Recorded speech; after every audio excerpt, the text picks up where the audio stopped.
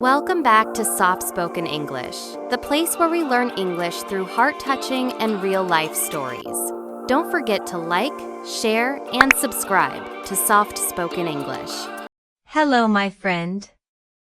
Welcome back to another gentle episode of the Slow English podcast series, your peaceful space to listen, learn, and relax in calm, simple English. I'm Rashika. And today I'm smiling as I say this because I'm going to take you back with me to a truly special day in my life. A day full of pride, a few small hiccups, big feelings, and plenty of photographs. Today, I'm sharing the story of my graduation day. This is a real memory.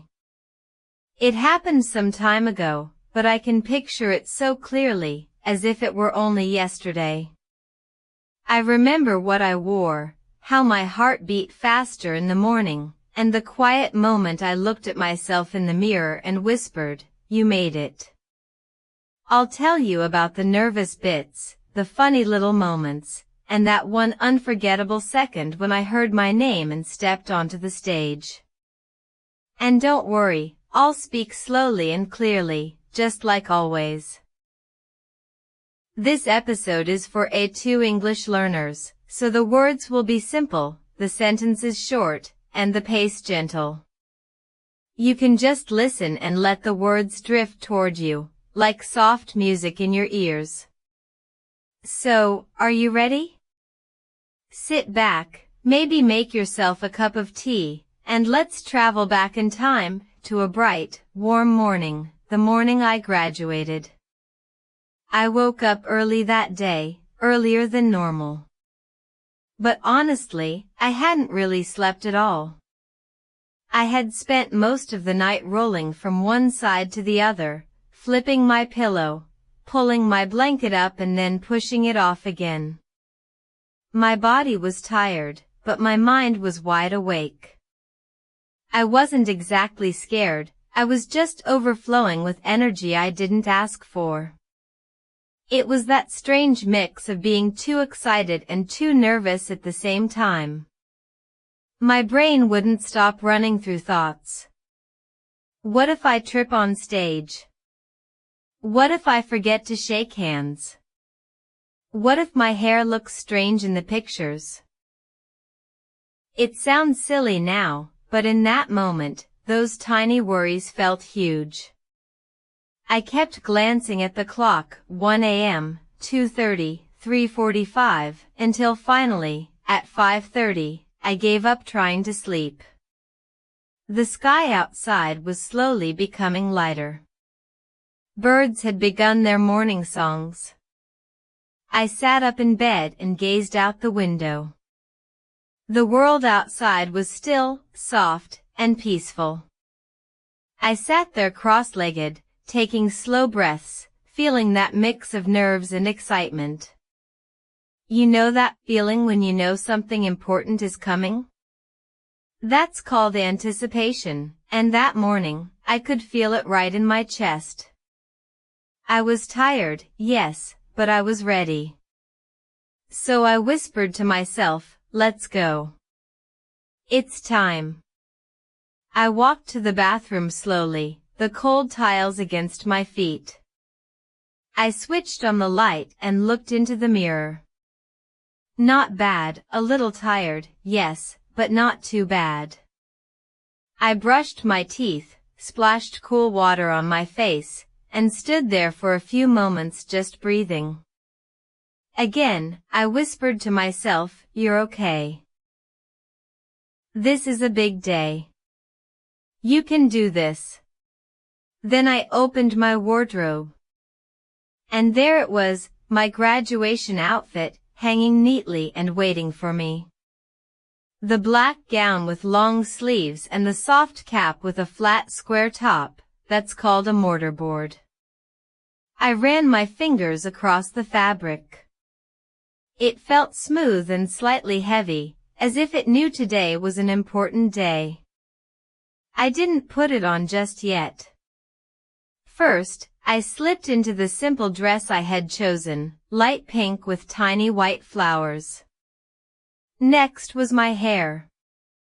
I'm not very skilled at styling hair, I can't braid, and I'm not great at curling, but I tried my best.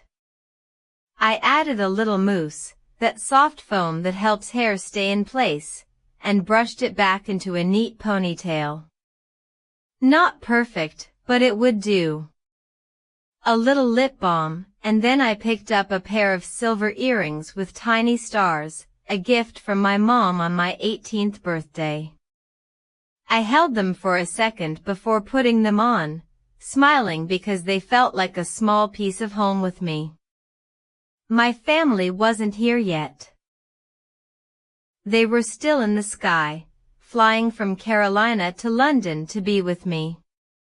By now, the house had begun to wake. I heard my roommate in the kitchen, the kettle boiling, dishes softly clinking. She was always up early, especially on important days. I walked in. The morning light was gentle, and the smell of toast filled the air. She smiled when she saw me. "Big day," she said. I nodded with a small smile. "Yes. Big day." She handed me a plate with 2 slices of toast and a boiled egg, simple but perfect. I wasn't very hungry, but I knew I needed to eat. My stomach was full of butterflies. That's the phrase we use for feeling nervous before something important. She poured me mint tea, my favorite. We didn't talk much, just enjoyed quiet sips, small smiles, and a little music in the background. Then my phone buzzed, a message from Dad. "We just landed. Can't wait to see you." I held the phone to my chest and smiled. They were here. They had flown all the way from North Carolina to London for me. It was time to go. I gathered my bag, phone, and cap. I draped my gown over my arm. At the door, my roommate gave me a short hug. "Go shine," she said.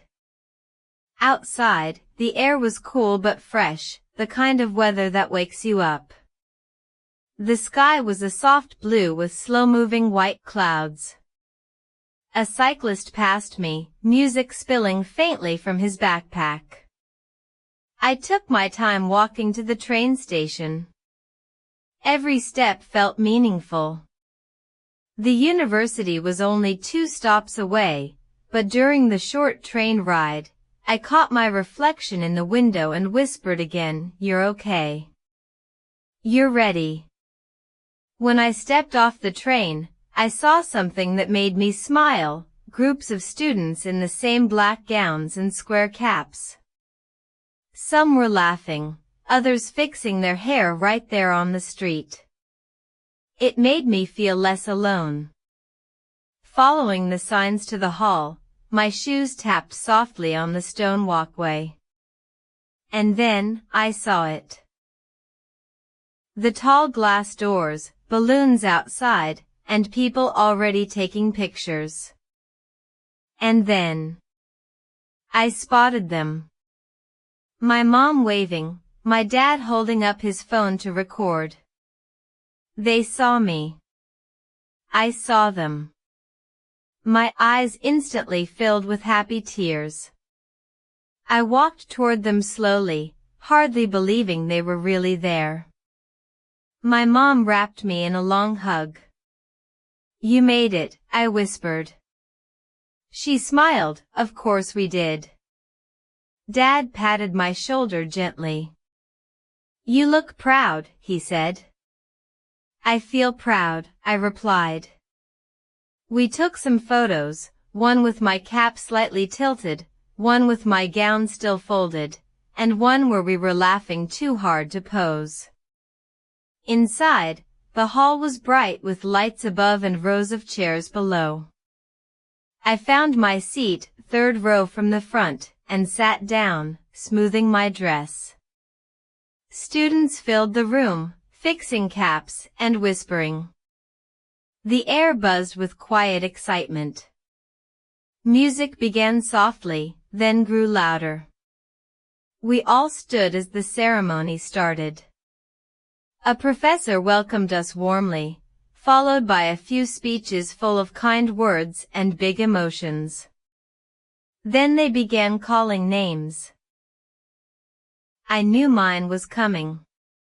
My fingers trembled slightly. I kept my eyes on the screen, breathing slowly, until I heard it. Crystal Bennett. That was me. My heart skipped. My hands felt cold, not from fear, but from the weight of the moment. I stood, fixed my gown, and stepped toward the stage. Step by step, I could hear the clapping. My shoes tapped against the wooden floor. My breath seemed louder than the music. At the top of the stairs, the man handing out certificates smiled at me.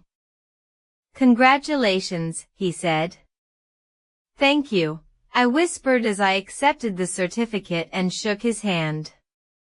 I turned toward the audience, and there they were, my parents in the back, standing to see me better.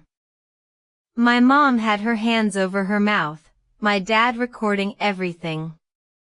One flash for the photo, and it was done.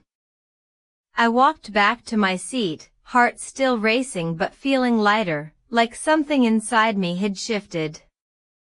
Years of hard work had brought me to that walk across the stage. I sat down, holding my certificate as if it were gold, letting out a small breath I didn't know I'd been holding. Outside, the afternoon sun was bright and the sky perfectly blue. My parents and little brother were waving at me through the crowd. I hurried toward them, cap crooked, gown flowing, and we hugged tightly. Mom cupped my face. "You did it." Dad just smiled, and that smile said everything. We took more pictures under the big university sign. Some came out blurry because we were laughing so much.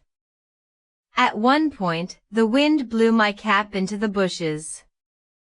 My brother shouted, "Graduation emergency," and ran to fetch it. We laughed until our sides hurt. That evening, we had a small dinner, nothing fancy, just warm food, soft light, and quiet happiness. And that night, when I finally lay down, I felt tired but deeply full.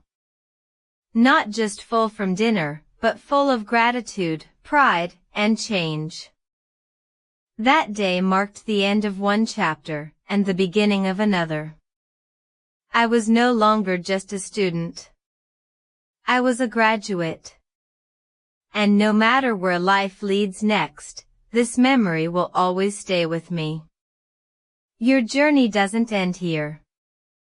To keep improving your English, tap on the next video or explore the other lessons we've carefully prepared for you. And if you enjoyed listening to my graduation story, I'd love for you to stay on this learning journey with me. Click on the next episode for another calm, easy English story. You can also replay this one and shadow my words to improve your speaking. Remember, every story you hear in English is another step forward. Keep going, and I'll see you in the next episode. Bye-bye.